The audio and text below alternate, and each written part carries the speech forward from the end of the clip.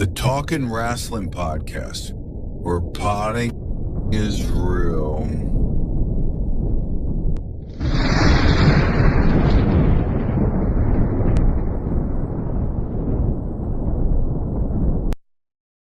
Hello, Internet. Welcome to Talkin Wrasslin, the only show that brings you talking with your wrestling. I'm your host for the week, Lyssie, and I'm here with the co-host, who is not Matt Pat. It's Dylan. Say hi, Dylan.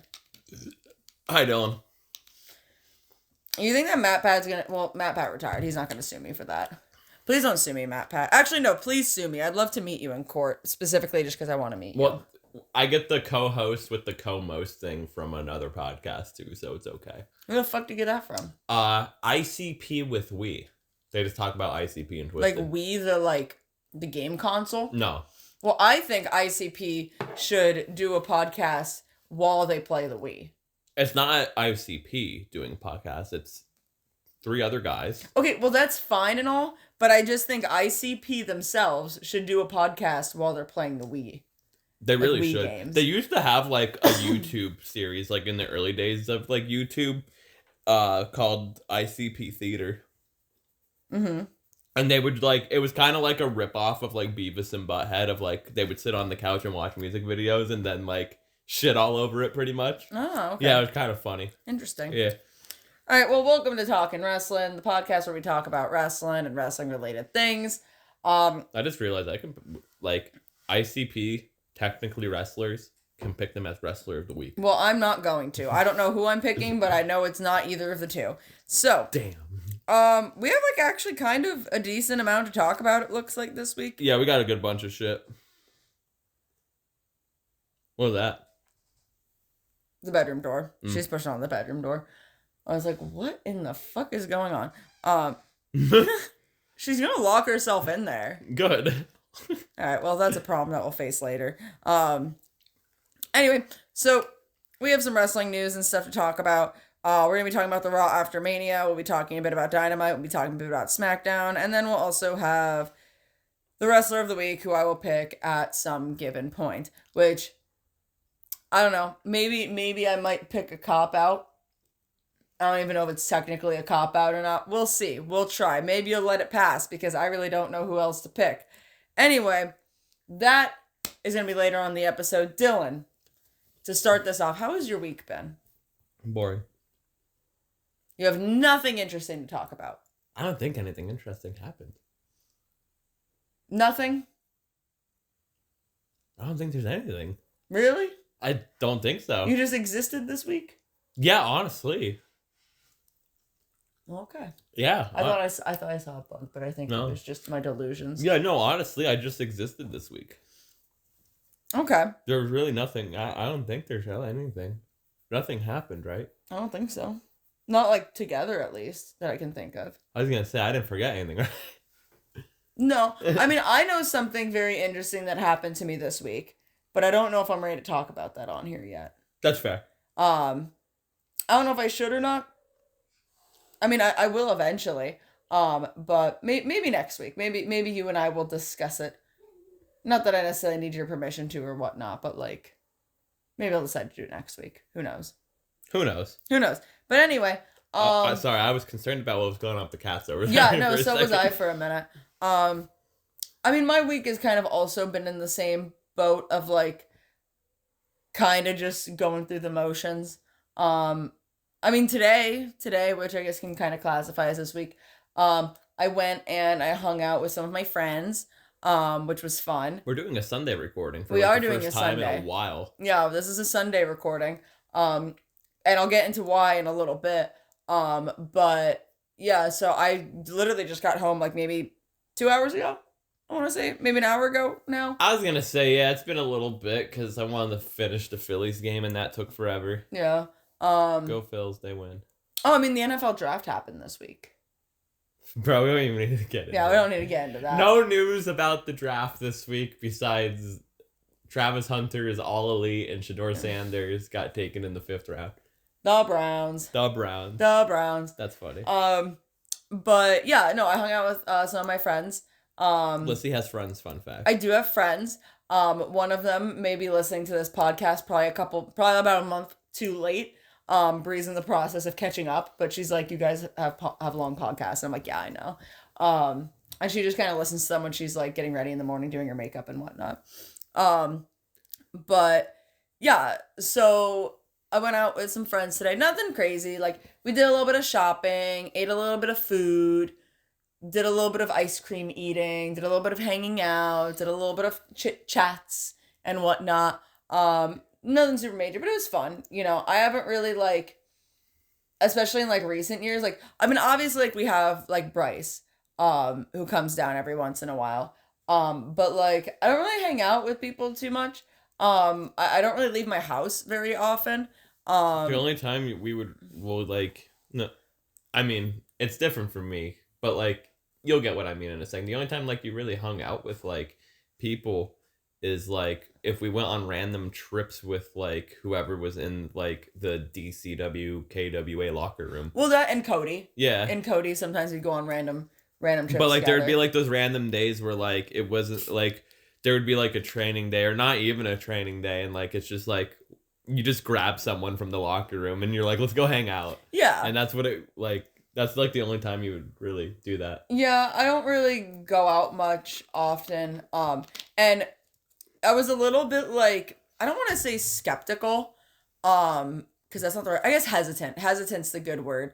Because all the people that I hung out with, all my friends, they're my coworkers, and I was a little hesitant, and always kind of have been for a bit now, to like hang out with people that I work with outside of work. And it's not even like of a status thing, I guess. I used to hang out with literally pretty much every single day, if not every single day, with one of my coworkers when I used to work at Journeys. And, you know, we were literally seeing each other all the time, hanging out all the time, and working all the time. We literally even lived in the same apartment building, just like 4 floors between each other. Like, they were on like the 1st floor, I was on like the 5th floor or something. So yeah, like we literally like always saw each other. And it got like really crazy and really toxic and really bad pretty quickly. And after that, I kind of just like didn't really want to hang out with people that I worked with anymore, because I was like, I don't want to deal with anything like this ever again. Well, yeah. And you know what I mean? So, and again, I am kind of just like of a hermit of a person too. I don't really like going out. I'm anxious about going out often. So, you know, that's also ties into it. But yeah, no. So I was hesitant at first, but then I was like, everyone's going out and having fun. And like, I want to have fun. And like, I genuinely really like these people and whatnot. And we have fun at work, and like, let's go have fun outside of work and go do some stuff, because they're always going and doing things like there's no harm in this. You know what I mean? Like this isn't the same thing as it was with that one person. So maybe I need to stop being such a negative Nancy. So yeah, like, and that was really fun. We had a lot of fun today, so I enjoyed it. But aside from that, I mean, nothing really crazy. Again, maybe next week I'll talk a little bit more about something that did happen this week that I just don't really know. Unless I want to like overtake the podcast to just figure out a way to address it properly. But with that being said, let's get into the wrestling news. So the first thing you have here is rest in peace to Mongo. Yeah, That's the correct pronunciation. Steve Mongo McMichael. Okay. I just want to make sure. Passed away earlier in the week. Fame Chicago Bear, 4 Horsemen. Mm-hmm. Steve Mongo McMichael. I have to show you videos of him. Yeah, I'm a little bit unfamiliar. He used to come out with the Chihuahua sometimes. Ugh, me. But yeah, Steve Mongo McMichael, like, he was a big part in like the Nitro era of WCW. Okay. So, and he was part of the 4 Horsemen when Benoit was in the 4 Horsemen and stuff and everything. So like 96, 97 WCW, like that era of WCW, and he played for the Chicago Bears, and He did, like, his health took, like, he was, like, on his deathbed for, like, a hot minute. And then he finally passed away. Okay. And he was an announcer, too. Okay. Yeah. He's a funny guy. So, yeah, Steve Mongo McMichael. Well, rest in peace. Condolences, of course. Now let's move on to something that's gonna probably get you hot and heavy. Oh, no. I forget what I fucking I don't know wrote. why the fuck I said it like that. The Rock's home is Hollywood and he doesn't care about wrestling. What a direct line to just throw out there, Dylan. That's kind of the way I put it. Yeah. Yeah. But do you want to elaborate on any of this? So The Rock went on Pat McAfee's show. Whoa.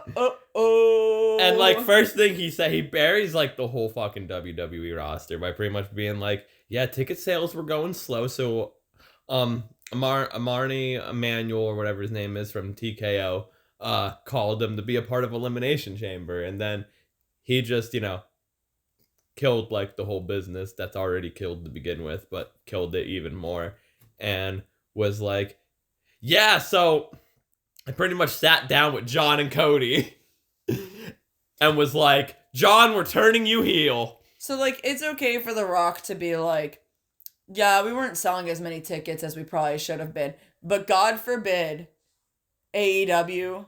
It's not okay all the way around. It's not okay all the way around. That's what I'm saying. No, and what I'm just saying is a lot of people want to sit and pick and choose, and I mean, bad ticket sales are bad ticket sales nonetheless. So, but he's really gonna go out there and he's actually gonna, like, speak upon it is fucking crazy.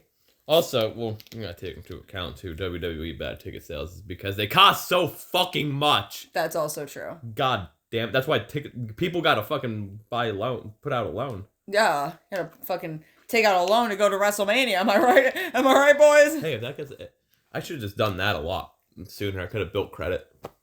We are not taking out a loan to go to WrestleMania. I already have a loan taken out. We're not taking out another loan to fucking go to because of WrestleMania tickets. Yeah. No, it's because I got a car. No, but well, he just killed the whole fucking business and pretty much was just like the Rock does not care about wrestling. That's my whole point of saying this. The Rock in wrestling, he it doesn't matter anymore. He hates it. It doesn't matter.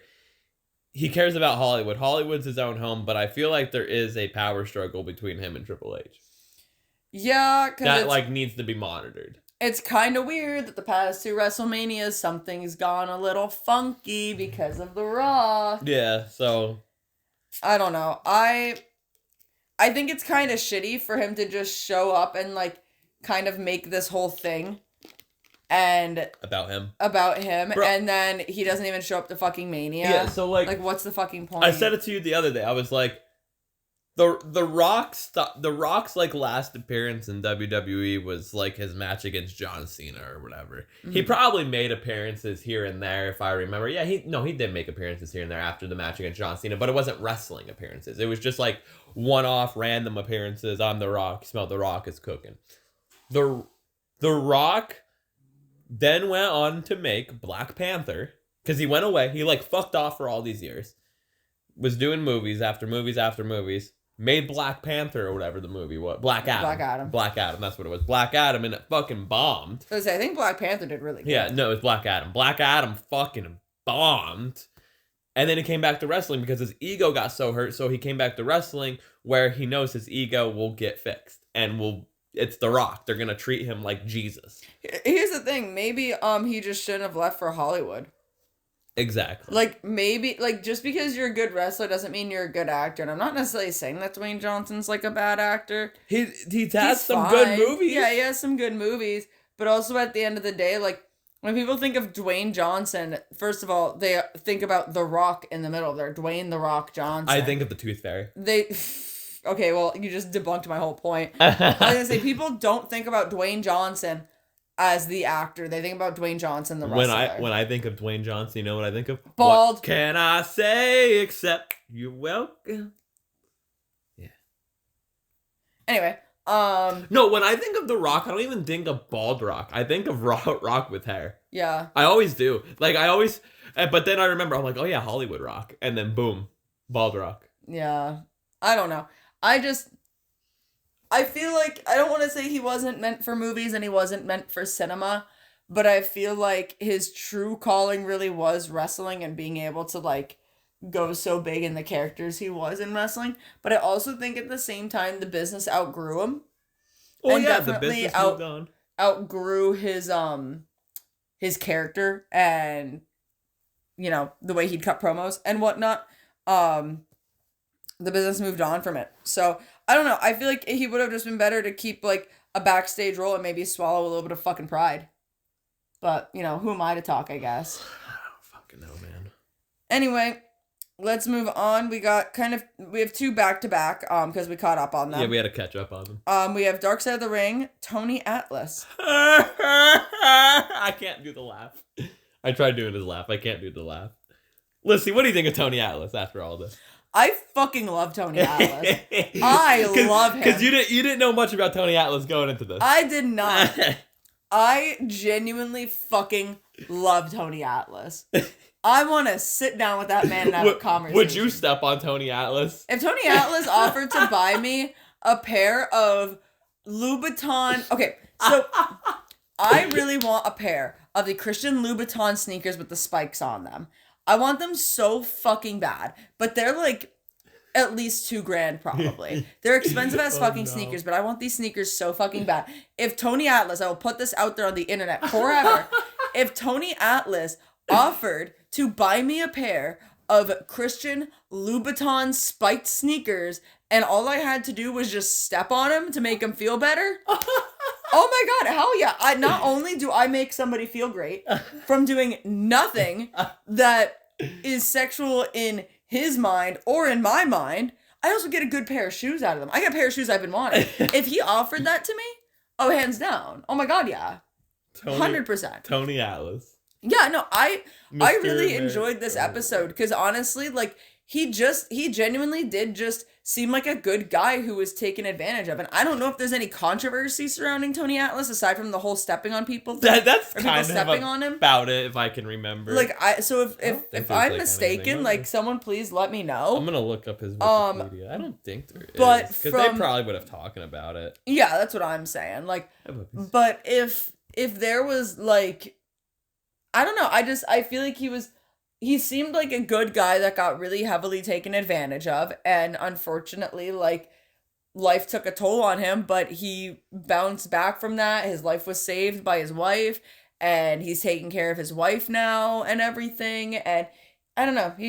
He seems like a good guy.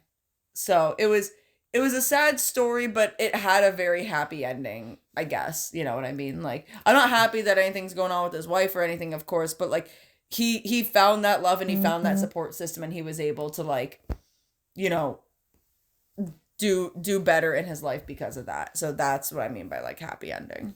This is like, he has no controversy, if you're wondering. But this is just funny. He stated in an interview, I, Tony, Mr. USA Atlas, WWE Hall of Famer, am free to be me, and there is nothing greater on this planet than getting kicked and punched in the face by a big-footed girl. Oh, you see, he probably won't buy me shoes then because I have pretty small feet. Yeah. Yeah, in just so everybody knows, if you care, my shoe size is a men's 4.5. That's a women's 6.5. So my feet are pretty small. So yeah, not to be like super small person or anything. But if I'm looking at certain like men's shoes that like the small size is like a men's 7, I have to get the kids one, which sucks, but it's cheaper. So that's good. But yeah, Tony Atlas, yeah, he was unfortunately taken advantage of because it was unfortunately that time where it was quote unquote okay or normal to be racist, you know, take advantage of the black talent, and you know what I mean. So seems like a good guy. Hope the rest of his life is fantastic. It's just crazy. It's crazy that he still wrestles like here and there. Yeah, well, I mean, he's got to pay his bills somehow. You know what I mean? Yeah. So he shouldn't have to though. That's what I mean. Yeah. No, like he absolutely shouldn't have to. He shouldn't have to. He should be set for life. But he's not. And it's an unfortunate thing. Yeah. See, Jesse the Body Ventura was right. Fuck, they should have started a union. That's what I've been saying. Oh, I meant to mention that. I forgot to mention it, so I'll just touch on it really quick. The reason we're recording on a Sunday is because tomorrow, which is Monday, my store is having their union vote. That's how days work, yes. Yes, well, it's Sunday, and this is probably going to come out on Tuesday. So, Monday, we're having our union vote, and, I have to go to that, and then we're probably going to end up going out afterwards, like, in a big group. Do I get to come in and vote? No, you can't come in and vote. So that's going to take up my Monday, pretty much, and then the only other day would be Tuesday, and the episode would come out late, so... Are you guys going to find out if you win or not, like, right there? Mm-hmm. That's crazy. Yeah, so at the end of the last voting period, which I'm monitoring, by the way, so I won't have my phone available on me for about an hour and a half, because we're not allowed to bring our phones in, for safety and protection reasons, of course, because the votes have to be, like, anonymous and everything. Fair. You know what I mean? So I won't have my phone on me for an hour, or hour and a half, but, yeah, so... After that, then they come in and they count everything right there in front of you, and you'll know if we won or not. So got it. Yeah. So yeah, that's why we're recording on a Sunday. So that's exciting. So by the time you're listening to this, we'll more than likely be a union store. So pretty much can say with 99.9% certainty, but you never know. Anyway, moving on. The Dark Side of the Ring episode on a superstar Billy Graham. The OG Hulk Hogan. Yeah, so watching this entire episode... Because you didn't know much about Superstar Billy Graham. I didn't, but I did know in my heart of hearts that Hulk Hogan was a fucking plant. He was an industry fucking plant. I knew my entire fucking life, and I knew that there was something about him that was just not original. Well, yeah, that's how it'd always be. Well, no, I knew that, but, like, you know how when people are, like when people are at the level of Hulk Hogan, normally it's like, you've never seen this before. Like, this is just, it's so like different, and that's why people gravitate towards it. You know what I mean? Like, you can even say that in the instance of, this might be a stretch, but I think it's pretty spot on, with AEW starting as a company. You know what I mean? Not that nobody's seen this, but it's something new, it's something different, it's something intriguing, it's making wrestling interesting again. And that's kind of how a shiny new toy. Yeah, and that's kind of how it feels about, like, with the way that Hulk Hogan was, is everyone was like, whoa, look at this guy, look at his physique, look at that way he speaks, brother. You know what I mean? Like, his catchphrases and say your prayers and eat your vitamins, brother. You know what I mean? Brother. And I'm like, something feels forced about Hulk Hogan. My whole life growing up, something just felt forced, because I never got it. I don't care. You could say, well, maybe if you were alive when Hulk Hogan was running in the twilight of his career, brother. That's literally kind of the best way to put it, though. Like, you won't understand unless you were alive. You know what I mean? Because, like, maybe I don't understand it either, but I do. But I only understand it because, like, I go back, watch footage, and live in the documentaries or whatever. I don't like his promos. I don't like his in-ring ability. I don't like really anything about Hulk Hogan, even before I knew. Not even NWO Hogan? Mm-mm. Wow. Mm-mm. Even before I knew anything about the controversy surrounding Hulk Hogan, when I was younger, I just did not get it. So I was not a part of Hulkamania. If you were alive in the 80s, would you be, or like 80s, 90s, would you be a Hulk Hogan kid or an Ultimate Warrior kid? I probably would have been an Ultimate Warrior kid. Yeah? Because I probably would have liked the way I like the way that if we put Ultimate Warrior and Hulk Hogan next to each other, I like the presentation of Ultimate Warrior better. And I mean, I'm not too familiar in ring work with Ultimate Warrior. You don't need to know much. I know he sucks. You don't need to know much. But I feel like if I was a kid, I would have seen the way that Ultimate Warrior looked and immediately gravitated towards him way quicker than Hulk Hogan. You know what I mean? That makes me wonder, too, of, like, because when I was a kid, I wasn't like a fan of Hogan or Ultimate Warrior. And I'm referring to, like, when I was a kid and would watch DVDs and stuff. But my attention drew more to the Ultimate Warrior because he looked like a superhero going back to my whole lore of favorite wrestlers looking like superheroes, fucking Hayabusa, Liger. Well, yeah, and I always liked the wrestlers that looked a little bit different than what like was conventional. And while like Ultimate Warrior had the physique that was more conventional, I feel like his actual appearance was a little bit, maybe not necessarily unconventional for like the 70s or the 80s, but to me, I would have been like, oh wow, that guy looks cooler, so I like that guy more because he looks cooler, in my opinion. Yeah. You know what I mean? So I never got Hulk Hogan. And there was always something about him. I mean, that I was just like, that's feels why I too like Jeff forced. Hardy, because he looked cool. Yeah, no, that's why I like the Hardy Boys, that's why I like Edge, that's why I like Lita. You know what I mean? Like, I like John Cena because he looked cool. Yeah, I liked Tajiri because I thought he looked cool. Like, I liked Rey Mysterio because I liked his pants. Like, you know what I mean? Like, and I mean, Rey Mysterio, obviously, it's just Rey Mysterio. But, like, you know what I mean? So, I don't know, but there was always something in my brain that just felt like they're forcing too much Hulk Hogan. I don't like Hulk Hogan. Why are we putting so much emphasis on Hulk Hogan? And now I have my fucking answer as to why Hulk Hogan always felt forced. Because Superstar It's because he just stole Billy Graham's whole fucking gimmick. What do you think of Billy Graham? I don't really know. I feel like I don't have like a set in stone opinion after watching this documentary. I mean, you can't really have an opinion on like his wrestling because like that's not what this is about. Like, so Billy Graham, for people that don't know, he got into the business. He won the belt, and he beat Bruno for the belt. And then after he beat Bruno for the belt, he was told like he's gonna win the belt on this day and lose the belt on this day because they were building up Bob Backlund, and they had to build up Bob Backlund. Sorry, Bryce, because Bob Backlund wasn't that good yet, so they had to build him up. I can literally hear Bryce in my head going, "What did you say, motherfucker, Bob Backlund?" Bob Backlund's the GOAT, but at that time he wasn't really the GOAT, really, just yet. But then Bob Backlund ends up beating Billy Graham for the belt, and then Billy Graham just spirals out of control because he couldn't understand that the business was passing him by, and he needed to do that. So he goes away for a bit. He comes back. This is my favorite Billy Graham because he had like the blonde hair and the beard and shit or whatever. He comes back. He's doing roids. He's high off of pills. He comes back, looks like a skinhead, and he's a martial artist. I think that like if there's one thing I have to say, I do really like the fact that Billy Graham just like straight up told Vince McMahon to go fuck himself. That too, yes. I do love that. But I feel like it, to me, I understand that there was a plan set in stone, right?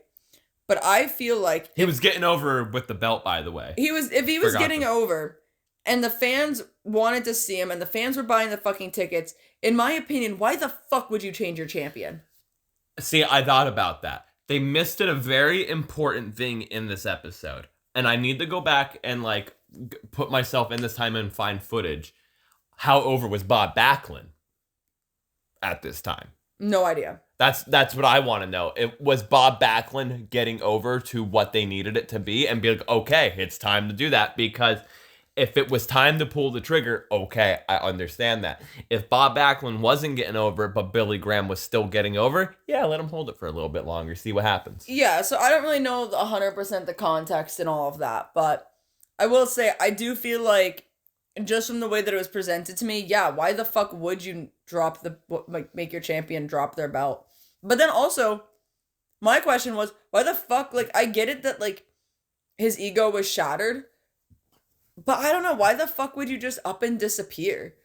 Because like, now you have no job. Like, because his ego. That's kind of stupid in my opinion. Well, I get it. Roids, all that, ego shattered. I don't know. I mean, I feel a little conflicted about Billy Graham. He got so fucked up they had to live like the last 20 years of his life with someone else's liver.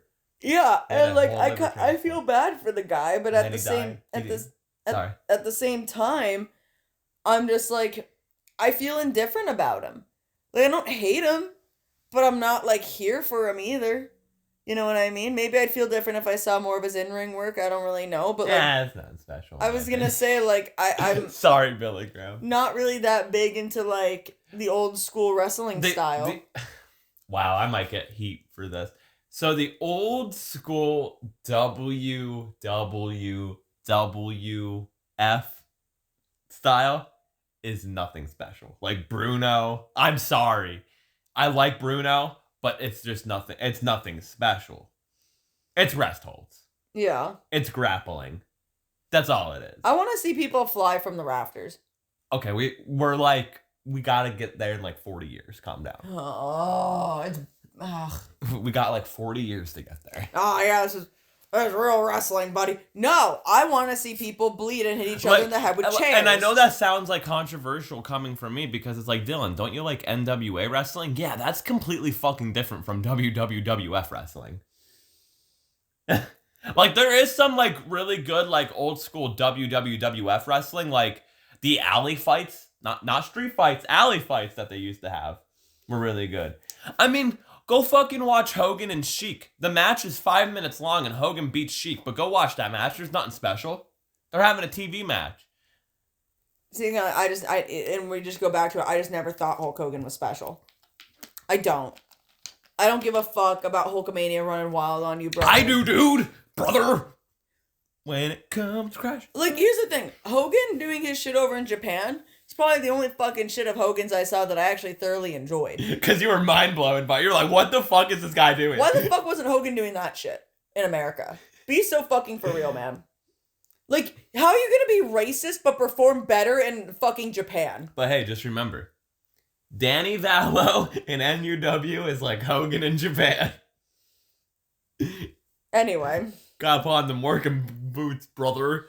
Let's go over to... The next episode of Dark Side of the Ring is Hot Stuff Eddie Gilbert. I'm very excited. Anyway, ask me about Hayabusa really quick, since we brought up Hayabusa. I forgot to write it down. Dylan, tell me about Hayabusa. The new Hayabusa debuted. I saw. Fucking cool. Mm-hmm. Looks fucking cool. They did like the same thing the way Hayabusa debuted against Jushin Thunder Liger, where he comes out first and he keeps the robe on, and his opponent's on the outside of the ring, and he fucking does the tope over the top, like just like him. That's how I was like, wow. That's all I saw, like, match-wise. I saw, like, the video of, like, Pitch Perfect debut. I was like, fuck. Corey messaged me, which was very funny, of Corey being like, did you see the new Hayabusa? I'm like, why the fuck you asking me about Hayabusa?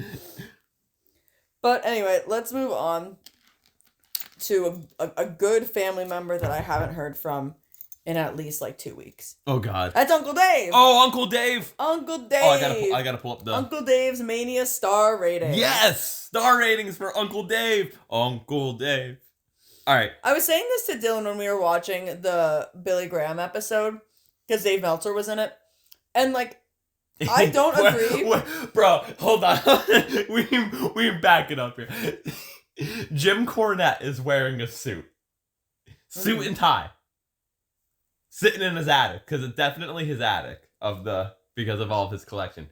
And then there's Dave, Bruiser Brody shirt on. Yeah, and that's actually exactly what I was going to say. Like, I love it. I don't always agree with everything that Dave Meltzer says, but Dave Meltzer will have a special place in my heart because he's just a mark that gets paid for it. Bro, I backed him up on Twitter this week, along with a lot of his haters backed him up. Yeah. Because someone fucking was trying to call him out, being like, what's up with all these wrestling journalists like Dave Meltzer not having a degree in journalism? And everyone was like, actually, literally, and Dave Meltzer had a magazine. Dave did it before everyone. Like, Dave was doing it at the same time everyone was. He tweeted it. Everyone was like, Dave has a degree, bro. It's actually well known that Dave has a fucking degree. Dave's just an idiot. Yeah, and like, I just appreciate it because he is no better than me. I do appreciate Dave Meltzer for the fact of, like, the constant keeping up of history of wrestling. Yeah. Like, good shit. I appreciate that. Stop fucking belching on fucking... He has a whole backlog of... I had, like, 2 Twisted Teas today, okay? But he has a whole backlog of wrestling history. It's cool. But, I mean... Dave's an idiot. Yeah. No. Dave's a fucking goofball. He is. He's just a goofy guy. And that's the thing that, like, whether they have a journalist degree or not, I always just think about with journalists. Is like, it's just one person. You know what I mean? Like, so like, will I be sad the day he dies? Absolutely. We'll have a whole tribute episode to Dave Meltzer. We'll put a 10-belt salute in it. I'll talk about my favorite Dave Meltzer moments and just be like, thank you so much for allowing AEW to happen. Bro, I'll dig up old tweets. No, for real. Like, no, but like, yeah, like that's the thing with these journalists and not real journalists. It's just like, these are just people with opinions. And if you just look at them as like kind of just a bunch of goobers, then like your life's going to be a lot better. You know what I mean? Like when I say there's a difference between journalist and quote unquote journalist, I'm referring to Dave as a real journalist. Yeah. Like Dave's a legit journalist. Yeah, I don't agree with him half of the fucking time because he's an idiot and like why the fuck would someone pay money? Fuck bullshit. But like I still want to get like some old school Observer newsletters. Yeah, I'm not necessarily paying money to hear anybody else's fucking opinion. Yeah. But, you know, I'll see shit on the internet from the people that do pay the money to hear their opinion and just post about it. The real heroes in the IWC. And like and these star ratings, there is some that I agree with. Yeah. Like there's actually I agree with him more I think here than I've ever had on some of them. Same. To be honest with you. So let's get into these. I'll read them off for us. So we're gonna start with one. So I tried looking to see if he rated Janela versus Sabu. He did not. Sad. That's crazy. He did not. I didn't see anything. But he did rate Minoru Suzuki versus Butterbean. This is what Dave had to say. This is what he said. This was negative 459.7 stars. Like the worst match ever. Negative 273.15 if you live outside the US. What does that mean? Anyway. He's probably converting for inflation. That's because the tariffs. I was told Suzuki was very upset backstage because he had never had a match this bad. The reality is none of this was Suzuki's fault. Butterbean had no business being in the ring. The thing is, people were really into the idea of the match and thought it was awesome when it was announced, and nobody had any hopes for it to be a good match, but I can't imagine anyone expected anything this bad. Yeah. Negative 459.7 stars, bro. Is that like officially like can you look up Wikipedia ratings, right? For Dave Meltzer? Is that like officially posted? Like did they? Well, yeah, that's from the newsletter. Like that is in the newsletter. That is in the newsletter. Wait, I just want you to go to Wikipedia. That is in the newsletter. And I want to see it on the Wikipedia page if it's actually on there. I'm just gonna if they updated it. It won't be on. Well, you won't find like. Hold on, Dave Meltzer's worst rated matches.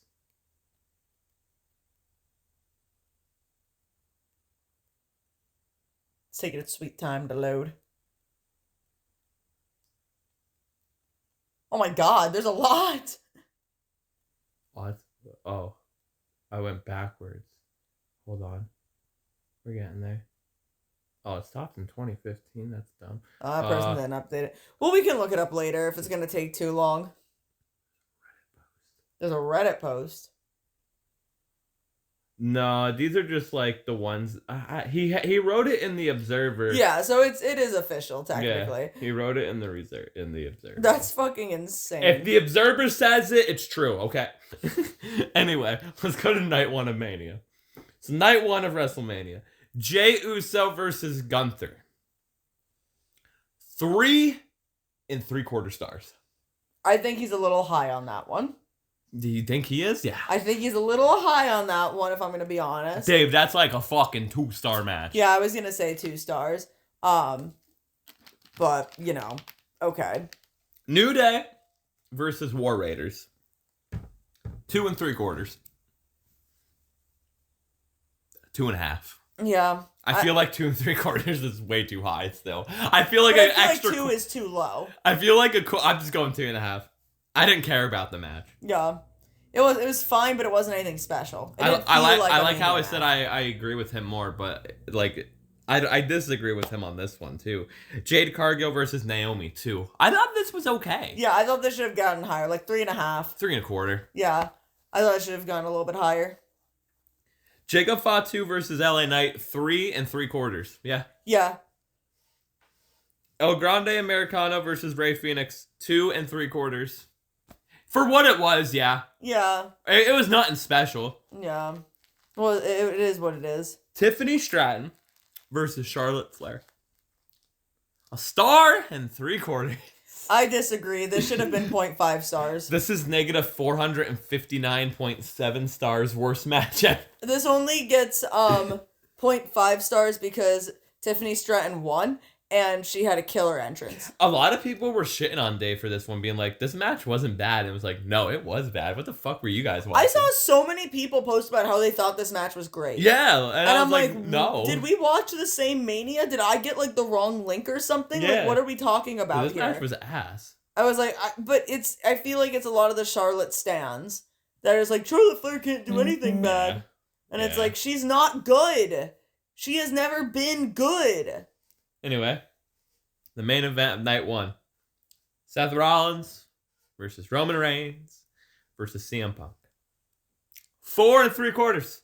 I agree. I agree. I would have just given it 5, Dave. I would have pulled the trigger. But it's not in the Tokyo Dome, I understand. He didn't want to give Punk 5 stars. That would have fucking ruined his friendship with the Bucks. I don't think they care. I don't even think they know the star ratings of WrestleMania. They are too busy hitting the gritty in the middle of the ring. Did you see that they did like a chicken fight in the one match? The chicken jockey thing? Yeah. Fucking stupid. No, it was funny. Anyway. It was funny. Night 2 of Mania. Io Sky versus Bianca Belair versus Rhea Ripley. 5 stars. Correct. 5 stars. Correct rating. 5 stars. This match was fucking incredible. The second ever U.S. women's match to receive 5 stars. Mm-hmm. U.S. promotion. Absolutely correct. This match was fucking amazing. Banger. Drew McIntyre versus Damian Priest, 4 1/4. Hell yeah. Yeah, it was a really good Hell yeah. match. Like, not that I necessarily thought that this match was going to be, like, terrible, but I kind of thought this match was going to be middle of the road. But no, they really, like, pulled out on this one. Yeah, they knew what they were doing. Yeah, They they had a really doing. good match. Dominic versus Finn versus Braun versus Penta. 4 1/4. Yeah. Yep. Yeah. Yep. It was a fun fatal 4-way. Mm-hmm. Randy Orton versus Joe Hendry. Not rated. If I'm gonna It went rate 3 this, minutes. if I'm gonna rate this, I'm gonna give this 2 3/4. Because it was a short match, it wasn't anything special, but Joe Hendry was over at the crowd, everyone was hyped about it, got the crowd go. I mean, not the crowd wasn't going, but it kept the crowd going. And Joe Hendry got his stuff in and he got to make his appearance. According to Dave, they buried Joe Hendry, so. Well, you're wrong about that, but anyway. Logan Paul versus AJ Styles. 3.5. That is giving grace. This was 2.5. This was 2. Okay, there we go. So Yeah, this was 2. Lyra, the Bird Lady, and Becky Lynch versus Liv Morgan and Rochelle. 2 stars. Yeah, that's fair. I just been calling Raquel Rodriguez Rochelle because Jim Cornette does it, and it's actually kind of funny. Rochelle. And in the main event of night 2, John Cena versus Cody Rhodes. 1 3/4. I laughed, bro. I laughed at that. I was like, no way he did that. I agree. I might actually rate it lower. I do agree. That's the sad thing. I might say 1.5. You're giving it 1.5? Wow. Yeah, it was not good. It was not a good match. At all. But John Cena definitely saw that and was like, that's what I wanted. Hell yeah. Maybe, but since we're talking about it, so my one mutual on Twitter, Instagram, and TikTok, his name's Smith. He talked about this, and we kind of talked about this a little bit, like back and forth with each other, on TikTok, and he was like, so we talk about how AEW had a bad main event at its last pay-per-view, and how that ruined the whole pay-per-view for everybody, right? Do we feel the same way with the bad main event of WrestleMania Night 2? does that ruin the whole pay-per-view? Because his whole thing was a bad main event does not ruin a bad pay-per-view. It's just people being fucking ridiculous about it. And he's like, I don't think that main event with AEW ruined the pay-per-view because I enjoyed a lot of the other matches that were on it. Same thing with WrestleMania.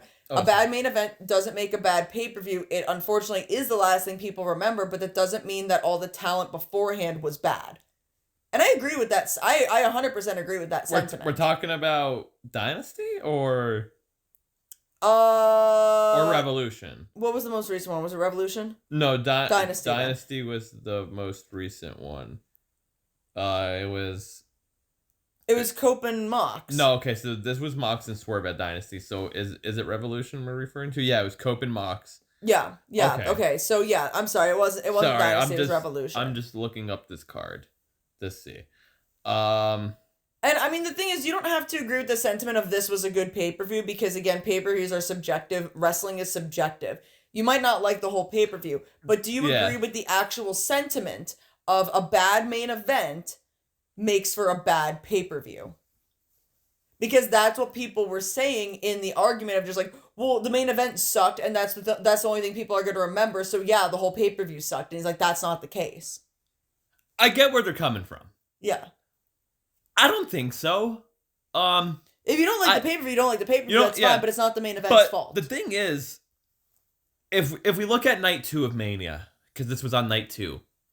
Night 2 of Mania, those first, 4 matches were really fucking good. Yeah, Mania Night 2 started at a really good high, and then it dropped. Well, yeah, AJ Styles and Paul, it went downhill from there. Yeah. From there, it went downhill. So, where night 1 of Mania, it was kind of scattered. Yeah. Of, how the matches were. It started off worse, but ended good.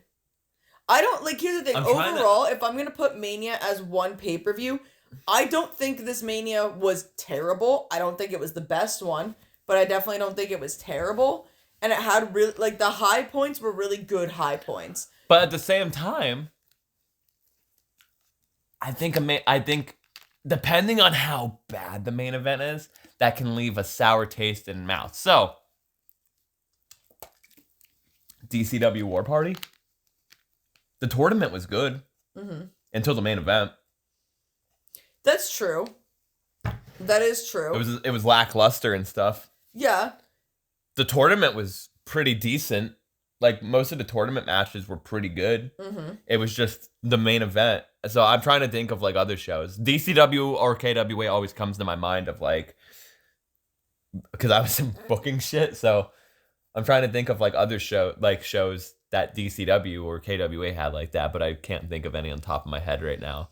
But yeah, it'll leave the fans pissed off at the end. Yeah, I think it depends how bad the match is. If it's absolute fucking dog shit, you can't even say anything. Days of Self-Destruction, that whole show is bad. But also, I do think that I can go back on pay-per-views and say, yeah, this pay-per-view was great up until the main event. Mm-hmm. I don't think a main event, no matter how bad it is gonna make me look at a pay-per-view at its whole and say this whole thing was a train wreck and awful. You know what I mean? Unless the show was a train wreck and awful. And then sometimes the match that should be the main event isn't the main event. Yes. The most famous one is WrestleMania 18, where they had Rock and Hogan go on before Triple H and Jericho. That should have been flip-flopped. Mm-hmm. But, yeah. I don't know. Mania was, like I said last week, it wasn't a bad Mania, but it wasn't a good Mania. Yeah, it was fine. It was definitely a Mania where you can pick the best matches from night 1 and night 2 and make that the card. Yeah, and that would have been a good show. Yeah. Oh my God. It's like double album syndrome. Yeah. Anyway, let's move on to the Raw after Mania, which is always better for whatever fucking reason. It usually is. Yeah. Don't know why that happens, but it is. So, Cena comes out, and he's pretty much gonna make WWE start over after he leaves. Yeah, he pretty much was just I'm taking this title home with me. They're gonna have to create a new belt. Yada, yada, yada. Mm-hmm. Yeah. Continue. And after he's done talking and saying his whole spiel. Do you see that? Do you see that? It was an RKO. No. Out of nowhere. You ruined my joke. Oh, go ahead. You see that behind you? It's slithering through the grass. What is that? Is that a viper? Oh. And with an RKO out of nowhere. That was what I was going to say. They're going to run Orton and Cena back. They're running Orton and Cena back. But Orton's the baby. You think you're special. Oh, God. You do. But Orton, I can see it in your eyes. Orton's the baby face and Cena's the heel. Which is wild. Cool. It's cool. They're doing it. Little kid in me is like, ah! You know what I mean? My butthole's ready. My butthole is clenched. Bring the lube, because it's about to fuck me up. Calm down. I'm sorry, I'm not really that excited about it. I'm excited for it, but I'm not like that excited, you know what I mean? It's probably going to be... That's called a car, Dylan. They drive. That's the light you see. It's a car. Huh? Oh, I thought you were looking outside because you saw a light flashing. No, I was like, that's a car. No. What was I going to say? Cena and... Oh, it's probably going to be a dog shit match. It might not be great, but I'm excited for the build to it. It's going to be a dog shit match. At 100. Because, like, no offense to Randy. He can't do much either after his back injury. Yeah. But he's still got it in the Yeah, ring. he's still got it, but it's going to be dog shit. Anyway. I'm so sorry. Gotta love a good old one-day title reign. No, this shit was stupid. For egos. Just for egos. Becky Hogan. So, Becky and... one-day title reigns could be done right if you do it the right way. This was done the most stupidest fucking way possible. So, Becky and Lyra Valkyria had a rematch with Liv and Raquel Rodriguez. Rochelle. I'm not saying that. Liv and Rochelle had the rematch, not Becky and Lyra. Becky and Lyra were the tag champs. The challengers have the rematch, Lyssie. They had the match again. They did the match again. That's a rematch. Yeah, sure, whatever. They did the match again. And for whatever reason, they just put the belts back on. Well, there was a reason. Yes. But my point is, they put the belts back on Raquel Rodriguez and Liv Morgan. Rochelle. And then Becky Lynch got all pissy and turned on Lyra Valkyria to go, and now she's going to go after her belt, and she's probably going to win it from her. Becky Hogan. I don't even get the point. We could have just had Becky Lynch come back as a heel. Becky Hogan. They wrote off Bayley for this. They could have had Becky Lynch return here. Yeah. Becky Hogan. Notice how Bayley's the only fucking member of the 4 Horsewomen? Bayley, it's going to be really nice to see you in AEW. And you and Mercedes running it back. Just saying. Becky Hogan. Just saying. Becky Hogan needs to go away. Moving on. What's today again? What's today? Sunday. It's Sunday? Yeah. Oh my God. It's Rusev Day. Oh God. It's Rusev Day, Dylan. Did you know that? No, unfortunately. It's Rusev Day. I actually totally forgot this happened. I'm not even joking.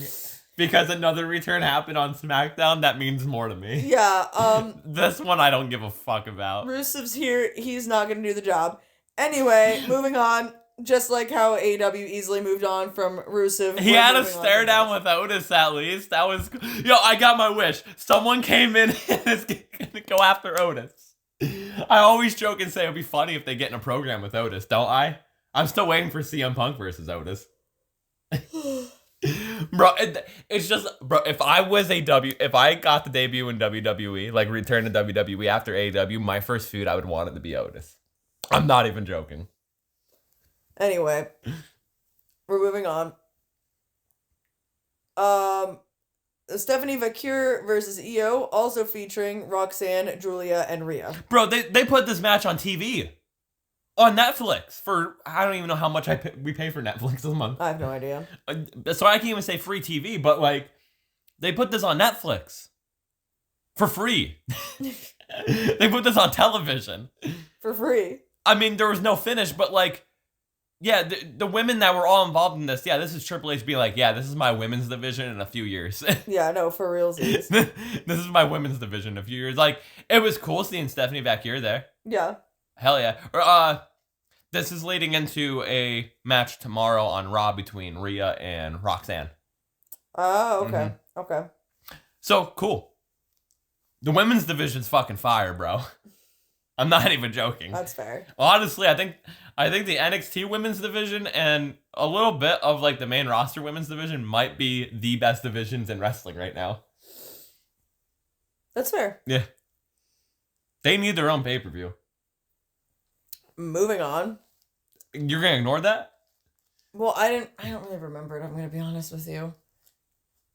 No, I'm just talking about like they need their own pay-per-view. Like the women. A women's pay-per-view? Yeah. Like Evolution again? Yeah. They need like their own pay-per-view again. But also I feel like they don't have enough of a strong women's division to just have strictly a women's pay-per-view. Like, we have 5 good people here. Yeah. They could if they feature NXT. That's true. No, that's true. That's never going to fucking happen. And if they feature some of TNA, not like Tessa Blanchard. Yeah, fuck that. I mean, they probably would, though. They would. But, yeah, no, I don't think that's ever going to fucking happen, but it'd be cool. Moving on. Jey Uso, Sammy, and Big Jim. Sammy's going to turn on Jey Uso. Oh, yeah. No, he is. They teased it so hard here. Yeah. Sami Zayn came out to, like, hype up, like, Jey Uso when the belt came out, saying he wanted to be the first person to come out here and say how proud he is of him, that he fucking did it, that he fucking deserves it. They yeeted together. They had a very Usi moment, if I would say so myself. Yeah, it was just like a little segment really to get the fans like hyped and happy and like moving they and shit. teased that like Sammy kept looking at Jay. But yeah, like Jay was up on the turnbuckle. You see Sammy in the background, like just kind of looking at him, thinking like the little gremlin he is. Sammy's gonna turn on him. Oh yeah. But speaking of people about to murder somebody, oh my god, we witnessed a murder on television. We did. Gunther tried to go after Michael Cole. And then Pat McAfee said, not my boyfriend. And then Pat McAfee got murdered. And Gunther choked him. Ow. Dude, my Twitter, like, got flooded immediately with a bunch of WWE fans. Mainly, like, women's fans. Just going, oh my god, Gunther's, like, so girly pop for that. Like, literally immediately, everyone was just like, he's kind of just a little cutie patootie if you really think about it. Like, haha. Like, because a lot of people really don't like Pat McAfee. Bro, people hate Pat McAfee. Yeah, so when that happened, they were just like, he's so real for that. Like, my mood today, Gunther choking out Pat McAfee. Haha. And I'm like, what is happening? Bro, I hope we get a Gunther versus Pat McAfee match. I saw AEW girlies jumping over and being like, oh my god, Gunther. Ahaha. Ahaha. I cannot wait for Gunther versus Pat McAfee. It's gonna feed families for generations. Bro, Gunther's gonna kill him. I know, I'm so ready for it. Pat McAfee's gonna try to go do something cool, and Gunther's literally just gonna, like, deck him out of midair. It's gonna be so good. He's gonna get his ass beat, bro. Yeah, it's gonna be really good. Oh, God. Poor Pat McAfee. And then moving on to the Seth Rollins. CM Punk. This was great. Roman Reigns, and then what is that? What is that? Is that a dog? It's a dog. Is that a dog? Who? Wait, we gotta back it up just for a minute. So after Pat McAfee dies, they take him backstage. He's fucking dying. And then he's walking up the ramp and he's like, I'm good, guys, I'm great. He's fucking dying. Michael Cole's there, and Michael Cole goes to Adam Pearce, and Adam Pearce is like, no, you can't go back. You can take the rest of the night off. And Michael Cole's like, no, I'm going back to work because I gotta feed my family. Pretty much. And he walks out to that announce table. But He puts that headset Joe on. Testosterone comes out, takes off his jacket just in case someone wanted to fuck him up. He was like, I'm fucking ready, motherfucker. And then immediately puts it back on. Like, Michael Cole shows back up and he just puts his jacket back on. Bro, Gunther has beef with Michael Cole. Michael Cole comes out and he goes, I'm going to try my best to do my job, but it's just sickening to me that we're announcers just trying to do our jobs and we're getting... Because that's what that was. That was an ambush. Bro, my favorite genre in wrestling. AEW just did it recently with, like, FTR and Tony Schiavone and Nigel. My favorite genre in wrestling is when, like, people get physical with, like, the announcers or referees and they fight back. It is my favorite thing because when done right, it works. Dr. Ref, I'm calling you out, motherfucker. There's unfinished business between me and you. But, like, no, honestly, like, it was just so fucking funny because, like, Michael Cole's acting like fucking Pat McAfee's fucking dead. Like, he's just, like, acting like he's fucking dead. And I don't know. But also, like, the thing with Nigel and Tony Schiavone is, like, kind of iconic because, like, I mean, Pat McAfee, he's wrestled before. He's a football player, was a football player. He's in shape and whatnot. But Nigel, like, recently returned to the ring, and he always picks on Tony Schiavone. And he's just like, no one's coming after my boo thing like that. Only I can bully him. Fucking love it. One of the, like, originators of it was Taz, JR, and Jerry the King Lawler, where Taz would go after JR, and Jerry the King Lawler stood up against Taz. Mm-hmm. Like, that's when, like, Taz, like, first debuted in the WWF. Yeah. And then they redid it when ECW was coming back, but it was Jerry Lawler just going after ECW and Taz being like, fuck you. I want to see Nigel beat up FTR bald. Not Cash, just fucking No, just bald. Just the bald one. I just want to see it happen. But yeah, so Seth, Punk, Roman, and Braun. Yes. Braun Breaker. But Seth comes out, about to run his mouth. Punk comes out. Roman comes out. Mm-hmm. There's a little fight. They're trying to beat up Paul, and then BAM! Braun Breaker comes out of nowhere. Beats the fuck out of Roman. Beats the fuck out of Punk. Leaves him laying. The new Dangerous Alliance is Seth Rollins, Paul Heyman, and Braun Breaker. We are definitely getting Seth and Braun versus Punk and Roman. Mm-hmm. What an ending to Raw. What a way to fuck Braun Breaker. He's a Paul Heyman guy technically now. Way to shoot him up superstar, bro. Feeding families. Bro, he's working with Punks, Rollins, and Reigns. And Heyman. God damn. Yeah. He didn't even get pinned to lose his Intercontinental Championship. He's protected. You know why that happened? It's because he did the math. He did the math and figured out the odds of him winning. And he won. He won the prize of a short, bald man. And then, you know where the story is going to end. I don't know when. They have a lot of mileage to get out of this. But Braun, like, wrecking Seth. Oh, yeah. And the crowd will go ballistic. Mm-hmm. Mm-hmm. Well, let's move on. Yeah. What an ending to Raw. Raw's War. Yeah. Love my World Wrestling Federation. FTR Bald and FTR Gun killed the Rock and Roll Express with a gun and a bald head. Yeah, they killed the Rock and Roll. They said that the Midnight Express was better. Popped me. And then they fucking piled. Poor Ricky Morton, bro. Always getting pile driven. And Adam Cole came out. Wild. Like, just Adam Cole.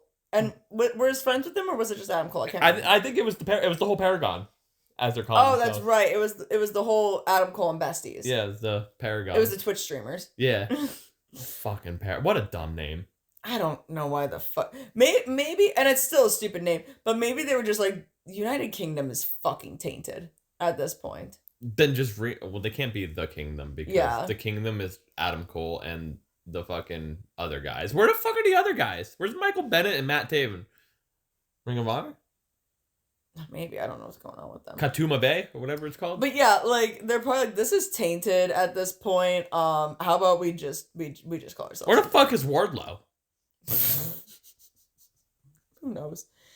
He's gonna show up on Raw. Who fucking knows? I fucking hope at this fucking point. I haven't even seen anything of him or heard anything of him. Maybe I'll go check his social media and see what the fuck's going on. Bro, where the fuck is Wardlow? I couldn't tell you. And then he wrote whatever else happened that's worth talking about. There wasn't a whole hell of a lot of craziness. Well, yeah, because I didn't watch like this whole episode. Going on. Like what happened? Like if you want, like what happened with the Bucks or whatever. Well, so the Bucks had a match against Speedball and Kevin Knight. The Bucks won, of course. But genuinely, not even trying to sound biased. You mean Team Kevin Ball? Yeah, Team Kevin Ball won or lost. But not even trying to sound biased. Speed Knight. But like this was a really good match because the Bucks did kind of start off wrestling like shit because they're like, oh, we're EVPs, we don't wrestle well, that's the whole gimmick type of thing. But then they kind of like brought back the Young Bucks hits and whatnot. And really, honestly, I feel like they showcased Speedball and Kevin Knight really fucking well in this match. It was overall a really good match. It was fun. The crowd was really fucking into it, and I will always say from the bottom of my heart, Young Bucks, you are so fucking loved. You are genuinely so fucking loved, because no matter what people want to say on the fucking internet, whenever they have a fucking match, that crowd is going unglued. The AEW fans love the fucking Bucks, and it just makes me really happy to see every single time. But no, this match overall was really good. And the other thing that was kind of funny, was backstage. Hangman had a little promo, with, MJF, and just, they were going back and forth and whatnot, and at the end of it, MJF was like, well, at the end of the day, Hangman, you're never gonna be AEW World Champion, because you're gonna do what you do best, and that's choke, and he, like, walked away, and Hangman just goes, I'll give you something to choke on, asshole. God like, damn. Hangman has been saying some off-the-wall fucking shit, because he has this match against Kyle Fletcher, right, for the fucking, the Owen, right? And in this promo package, Hangman has a fucking belt that he's, like, snapping, like he's gonna whip him, basically. And he's fucking, like, he said, I am gonna Aussie open your asshole. What? He's gonna open his ass. Like, what? I don't want to know what that means. Why is he just saying this shit? Like, I fucking love him. But yeah, that was funny and whatnot. And then, Bobby Lashley stole MJF's car. Like, so they had their thing in the ring, and MJF was like, you see that car that I pulled up in? It was this real nice sports car. He's like, you see this car I pull up in? Real nice fucking car, right, Bobby? You give me that thumbs up, because they're still doing this thing. You give me that thumbs up, you can have that car. And Bobby's like, oh, let me see the keys. Like, oh, you want to see keys? Why don't I just take you to it? I'll just take you to it. And then they go backstage, takes him to the car, gives him the keys. Bobby Lashley sitting behind this car, and he's like, yeah, it's a real nice car, ain't it, Bob? And Bob is like, yeah, it's a real nice car. And he's like, so what are you saying? How about that thumbs up? And he gives him the thumbs down, and then he drives off with the car. That's funny. So that was pretty funny. Oh, also, just to mention, Stokely's with FTR now. Yeah. We kind of glazed over that. Like, yeah, Stokely's FTR. Just with FTR now. Why not? Sure. Hell yeah, Stokely Hathaway. The booking of Brody King's atrocious. Yeah, Brody had a tag team with Will Ospreay. They ended up losing, and Don Brody Callis' family comes out, and whatnot. He took the pin.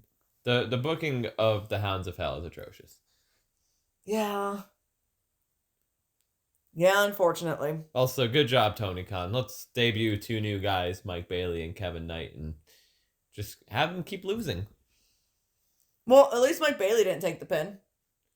Yeah, let's debut Kevin Knight and get the pin. All this hype about this guy. I couldn't tell you, but Tony just likes Well, Mike Bailey is gonna be in a 4-way match now with, like, kind of furthering this Bucks and Kenny thing. Another fucking multi-man. It's furthering this Bucks and Kenny thing, which, by the way... Oh, yeah, there's like... Is that like a big 8-man tag or something? Yeah. Okay. It's a big 8-man tag. I saw that floating around of like who's all in. I was like, wow, that's kind of wild that they're doing this match. And, so we got Okada, we got the Bucks. I was gonna... Like, that's what I'm saying. Like, why the fuck is everyone in this match? God damn. Where's Jack? He returns here. He fucking better. Because where the fuck is Jack? You know where the fuck Jack Perry is? Hey, bestie. Because I see you in my fucking stories, viewing my stories, and I see you liking my fucking comments. Hit me up in DMs. I don't know, let's talk some business here, bestie. You're fucking forging knives in your fucking backyard, which is cool as fucking. I want to buy them because they look great. Motherfucker, right? You want to know where Jack Perry is? He's out in the fucking woods harvesting pine cones to make knives out of them. Why? I don't know, but they came out beautiful, and I would love one. Because he's going to come back at this match and stab everyone. He's going to disembowel Kenny Omega. Now, you heard of Pillman's got a gun. Now wait until you hear Perry has a knife. I'm so here for that. But yeah, no, I literally... That's some shit they would do. I shared the video of the knives on my story, and I said something like, this is why Jack Perry's my goat, because he's just out here making fucking knives out of pine cones. He viewed my story, and then he liked my comment of me calling him my bestie. I said, hey, bestie, I'll take 10, thank you. And he liked the comment. What would you do if he shipped 10? I would be concerned about how he still has my address and knows my address based off of my orders from the Scapegoat website. But I'm okay with it. Like, Jack Perry Etsy shop when? Because I want to buy what you're making. Like, you're really good at this. Can you please open, like, a shop? Put him on the Scapegoat shop. I don't even give a fuck if they're, like, $100. I'll buy a knife. Because that's cool as fuck. How's Anna doing? She seems to be doing good. I don't know. We're best friends, but I haven't talked to him in a hot minute. So, I'm gonna need that communication open back up here, bestie. All right, can we get back to like the real wrestling? Let's get back onto what we're talking about here. The real wrestling. Yeah, the real wrestling. My guy's making knives. What's your guy doing? Huh? Feuding with Braun Breaker. Your guy's feuding with Braun Breaker, and my guy's forging fucking pine cones, alright? So I think we know the manly men here, okay? It's the ones in the woods. Technically, my guy is dead, actually. Okay, anyway, now that you're depressed, sad. Let's talk about Smackdown, where we have the confirmation that Orton and Cena are indeed running it back. Yeah, and they were like... about to kiss each other on the mouth. Yeah, and this whole promo, they were just going off. They were popping off on each other. John Cena literally was like, I raised your kids for 25 years or some shit like that, right? Yeah, like the reason I don't have kids. Oh, you actually have parentheses in here. I thought that these were more things. So... I like Cena's intro with the ring announcer because he stood in front of the ring announcer. Yeah, he stood in front of the ring announcer. I like that he does that. Orton tells Cena to have kids. Yeah. It's crazy in writing. But yeah, he really came out and said, Cena, you have a void in your life. And that void can only be filled by having your own offspring. You should go have children. This feud is about not having kids. Apparently. Cena goes, you want to know the reason I didn't have any kids, Orton? It's because for the past 25 years, I've been raising your children. Yeah, your dad's a loser. Okay. He yelled at a 6-year-old. Cool. Hell yeah, brother. It's been the last 25 years raising his kids, and that he's done an impeccable job at it.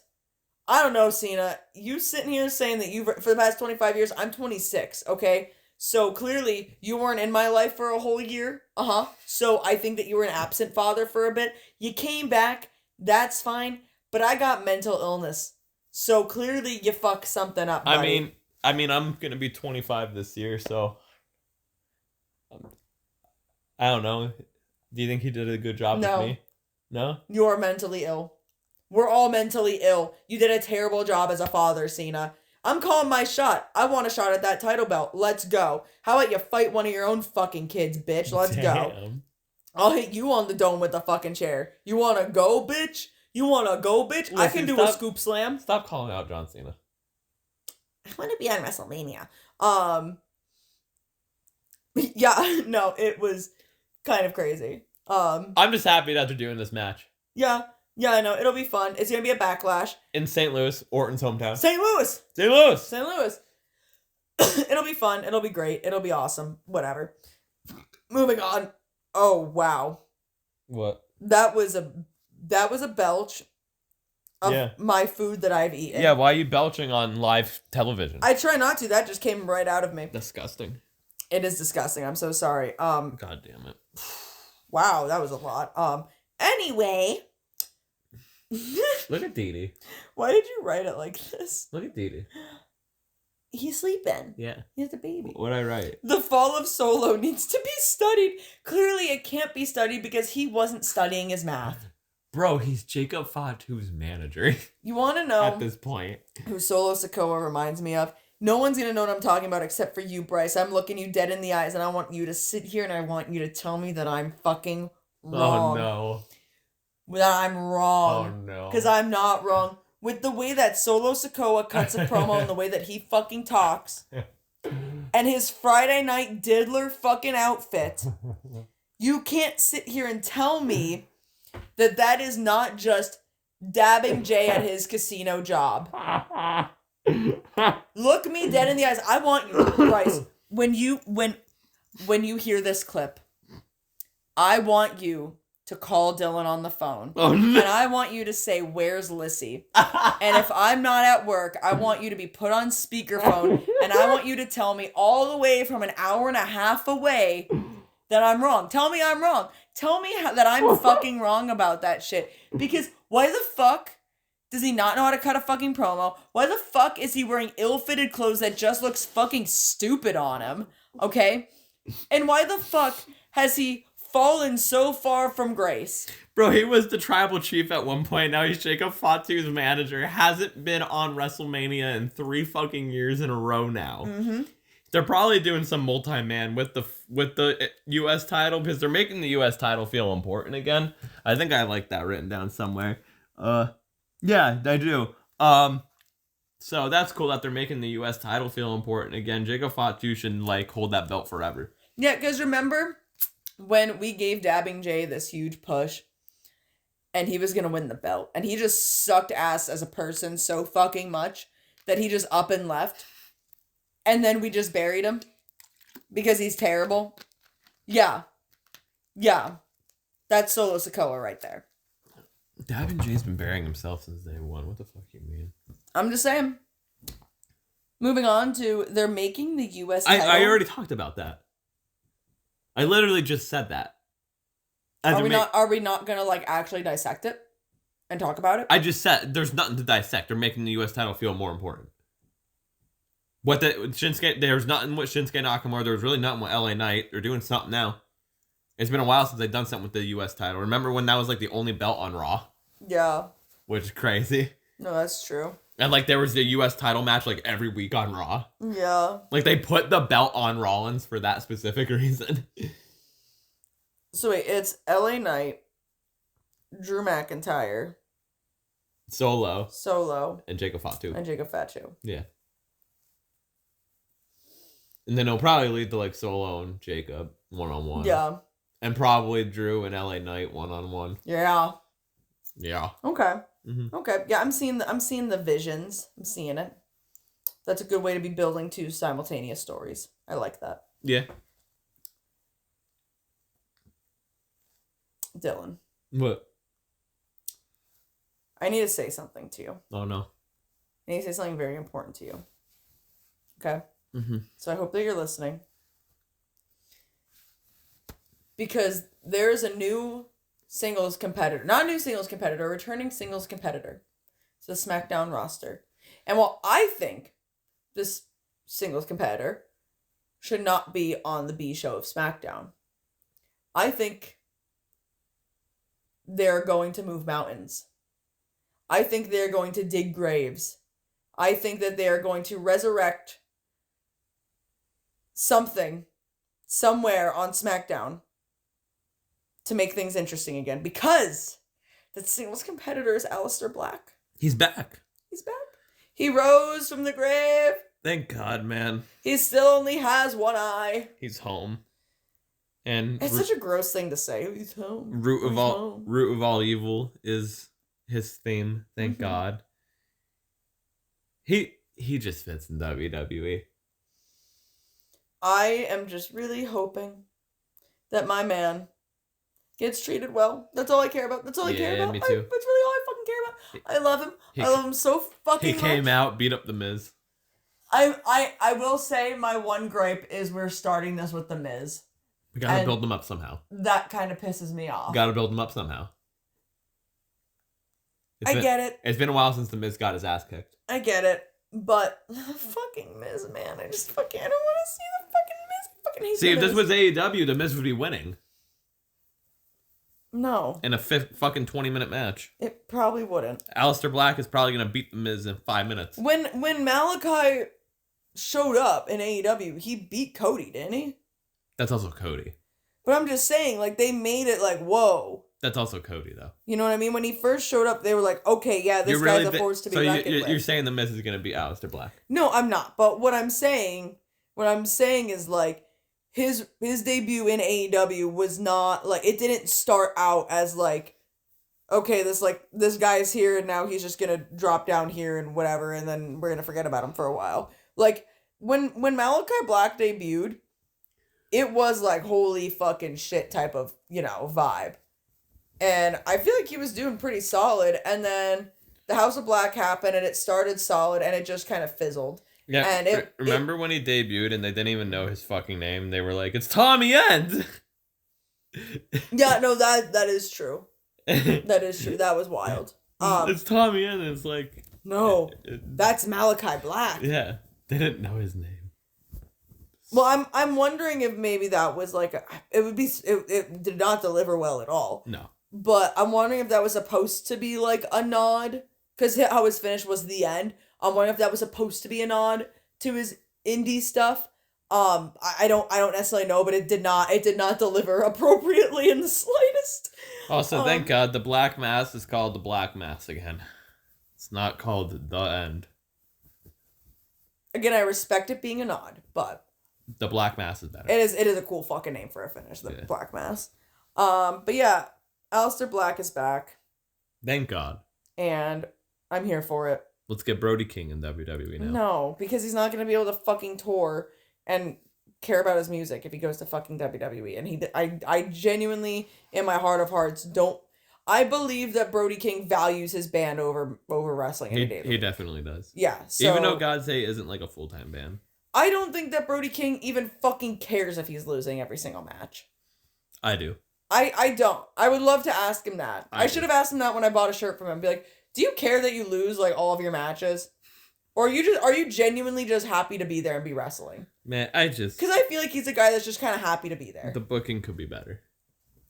Anyway, moving on. John Cena needs to murder R-Truth. Bro, he ran into him backstage. He needs to beat, to solidify the seal run, John Cena needs to kill R-Truth. Yeah. Just fucking leave him bloody. No. Kill him. No. Yes. And, R-Truth wearing John Cena gear, too. Oh, bro, it'd be beautiful.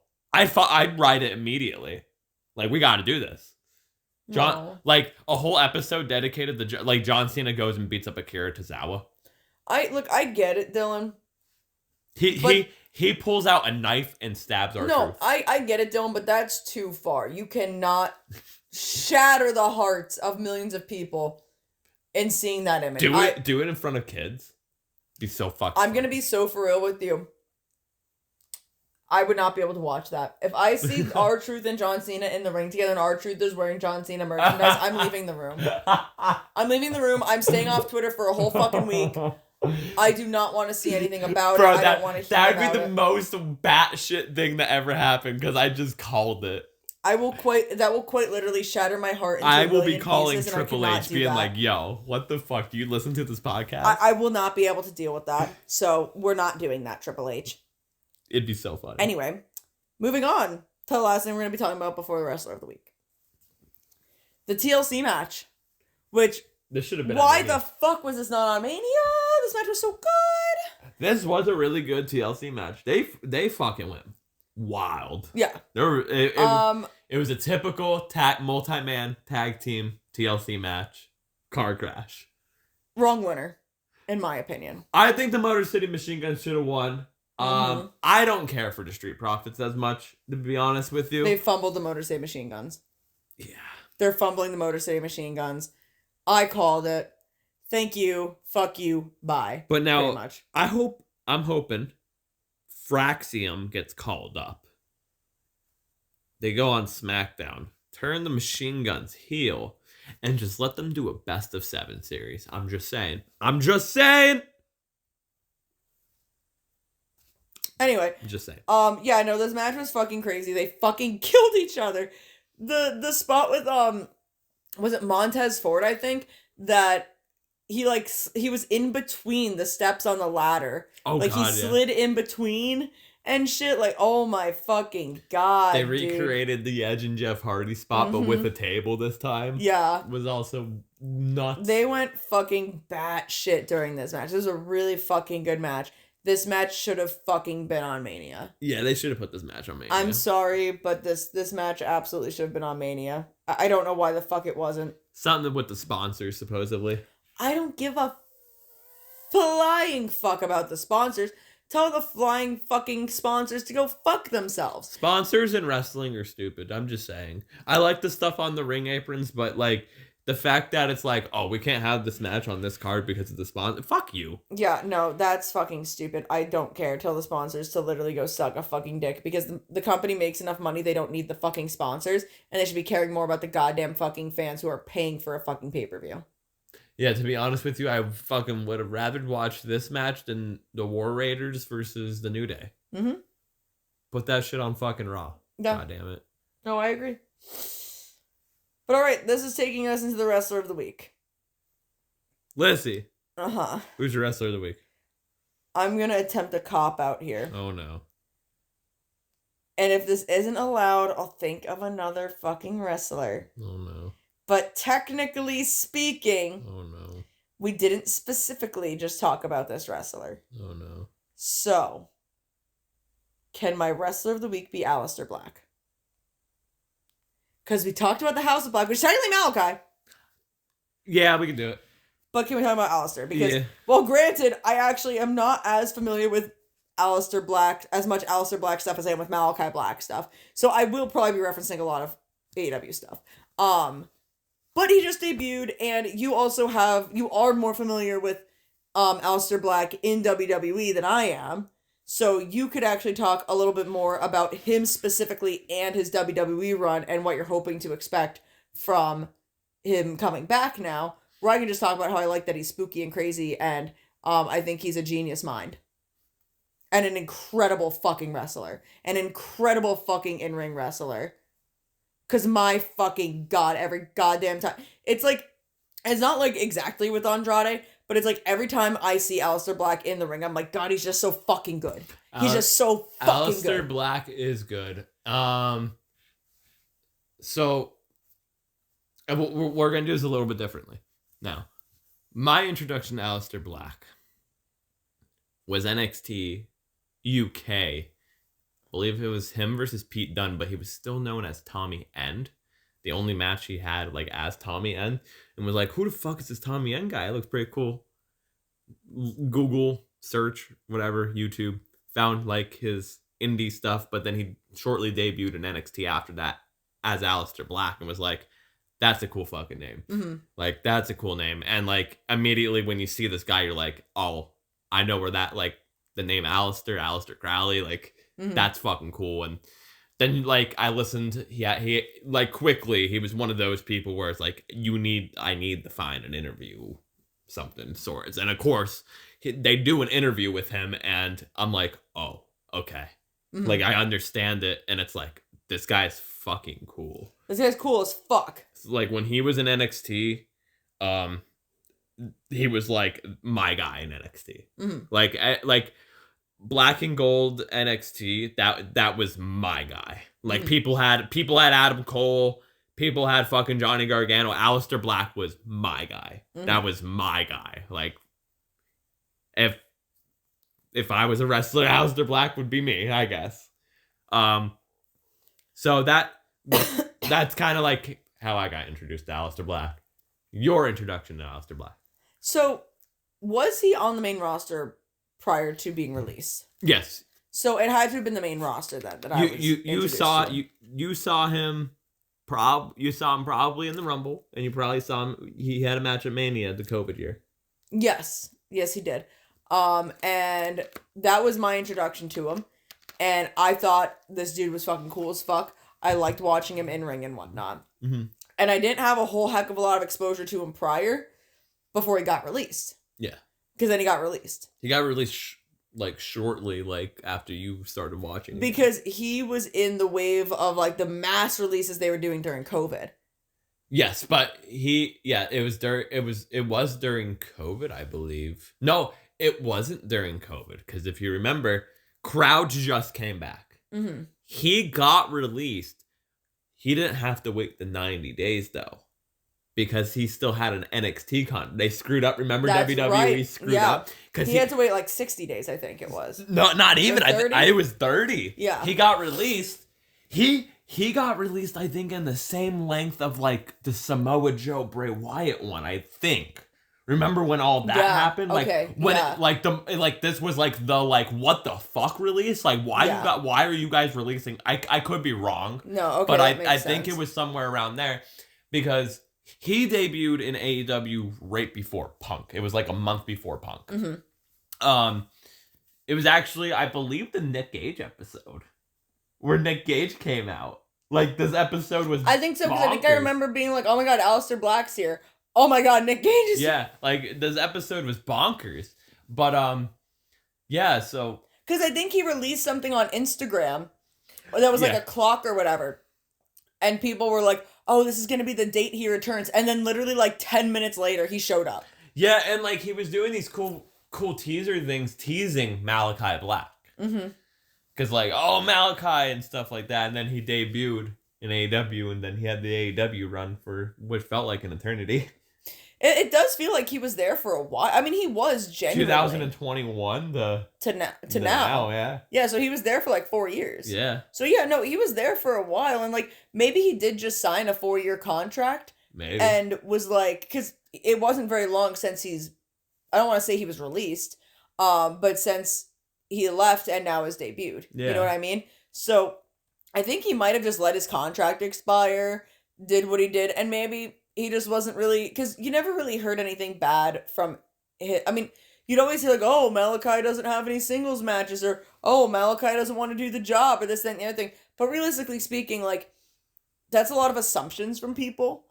You never really heard any it's sort of because he's a CM Punk guy. Yeah, and you never really necessarily heard any sort of issues with him backstage, or oh, well, there was all these creative differences and this, that, and the other thing. It seemed like he might not have been the happiest there, and maybe things weren't going in the direction he wanted them to, but he just let his contract go through, and, he finished out his contract, and he just, peacefully left. Yeah. Which I can respect. You know what I mean? I'm glad that there wasn't a big uproar, because I do genuinely really like him. I liked all of the stuff he was doing with House of Black. I thought that genuinely, there were some things that definitely could have been done a little bit better that I think AEW could have capitalized on a bit more. I feel from the creative minds of Malachi, that this was as well done as it could have been with what they had, and probably, again, the creative maybe possible differences back and forth about how to present things. I feel like this was presented really well, because it didn't feel spooky supernatural. It genuinely just felt culty. Mm-hmm. You know what I mean? And I really liked the vibe that it had.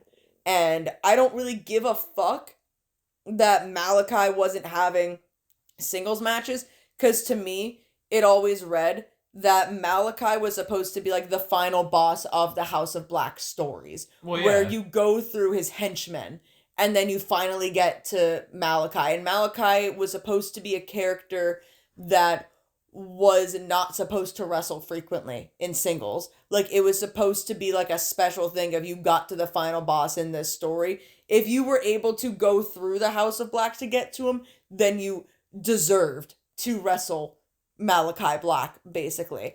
And that's why there was a lot of they were the trios champions, and there was a lot of tag matches and stuff and whatnot, because to me that's what it read as. And I think that they could have done a better job really insinuating and projecting that than they actually did. But I think that's what the point was supposed to be. So when people wanted to complain and say Malachi just doesn't want to do the job, and Malachi doesn't want to do this, and Malachi doesn't want to do that, and then I feel like when you throw in just random singles matches that he has, it takes away the vibe and the essence of what they were trying to bring. I just feel like the delivery just missed the mark a couple of times for people. But overall, with that being what I took away from it, I really, really, really enjoyed it. And I really enjoyed their run. I enjoyed their run as Trios champions. I think that their match against the Elite where they won the belts was an absolutely fucking phenomenal match. I loved it. I do wish some of the stories they had were a little bit better. I think the whole thing with the Acclaimed and Billy Gunn was just kind of like the first, like, to me, that really felt as like the first kind of creative difference going on, where it was like, this kind of feels not as what the House of Black would be. You know what I mean? But overall, I did thoroughly enjoy it. And I'm hoping that with how Malachi, from what I understand, was in NXT, I hope that that's what's brought to SmackDown. And I hope that the curse is broken, where it's not him being pulled up from NXT and then just not even being showcased.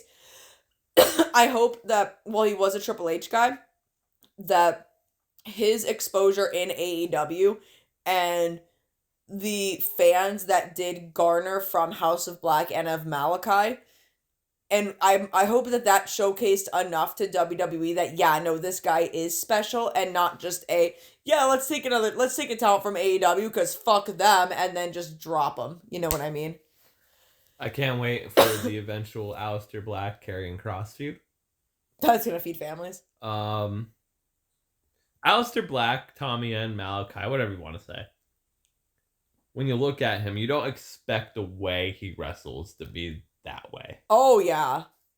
And then you're just like, fuck, this guy's doing weird shit. He has a belt in Muay Thai, right? Muay Thai, he does judo, jiu-jitsu, kickboxing. Mm-hmm. You don't expect that from a guy looking at him. I want to go to Malachi's training center. I don't know where the fuck it is. Probably fucking Amsterdam. Probably. But I want to go there and I just want to be like, can you give me lessons? Can you train me in Muay Thai and fucking kickboxing and shit? What is your favorite Aleister Black Malachi match? I think overall it's biased. It would be the Elite versus the House of Black. Cause Mayan's biased too. Yeah. Mayan's House of Black versus CMFDR. That's fair. I just really liked that fucking match. Cause I remember watching that in the pay-per-view and the Elite lost. They lost the belts to the House of Black. And I wasn't even mad. I think I started clapping. I think I was hyped because I was really fucking happy for them for their fucking push because it was such a good fucking match. And the story that they had leading up to that was so fucking good. And I said it every single time House of Black would walk down to the ring. I said every time fucking Malachi walked down to the ring. And I'm sure I'm going to say it every single time Aleister Black walks down to the ring. Fuckers look badass. Shit goes hard. Fucking love them. So I'm very fucking excited for Aleister Black. I do work Fridays, but I can honestly see myself rewinding SmackDown to the Aleister Black segments and Aleister Black matches and watching them. Hell yeah. Because I really, really, really fucking love him. I'm still gonna do it eventually. But I want to get, because of how much I fucking love them. Well, first of all, I want to get the 3-pack that Jazzwares has. Yeah. The House of Black 3-pack. But I have a leg, of course, that has wrestling tattoos on it. And what I want for my kneecap tattoos, I want the House of Black logo, the 2 scythes. That's what I want on my knees, because that was on the knee pads. You know what I mean? I fucking love them. I fucking love them so much. If I really wanted to, I would do that on my palm. But, that wouldn't make sense. I might as well put the wrestling tattoo with the wrestling stuff. You know what I mean? I already have one wrestling tattoo that's not on my wrestling leg. So, I gotta keep with the program here. I gotta get some more wrestling tattoos, actually, because I have not done a wrestling tattoo in a hot minute. I need to do my House of Black one. I need to do my Jack Perry one. I need to do my Hangman one. I need to do my Jimmy Hart one. There's a lot. There's a lot that I gotta get around to. But, you know, is what it is. I gotta do my fucking Matt and Jeff Hardy one. God, got a lot. But Well, with that being said, yes. take us out of here. Well, thank you guys so much for listening and watching, or however you want to call this. If you want to follow us on any of our social medias, you can feel free to follow the podcast on Instagram at Talkin Wrasslin Pod. That is TALKIN_WRASSLIN_POD. You can follow me on any of my social medias, which my Instagram and my Twitter have the same handle, which is Lungtar. That's LUNG_TAR. Find me on Blue Sky at Lungtar, LUNG__ or -TAR. And you can find me on TikTok at Lungbucks, LUNG_BUCKS. And Dylan, where can people find you? Instagram, DYL_line, WEAVES_line. Twitter, all one word, same thing. Well, thank you guys so much for listening and watching. And we will see you. Same thing as the Instagram. That's what I meant to say. Same thing. Same thing. We will see you in the next one. Goodbye.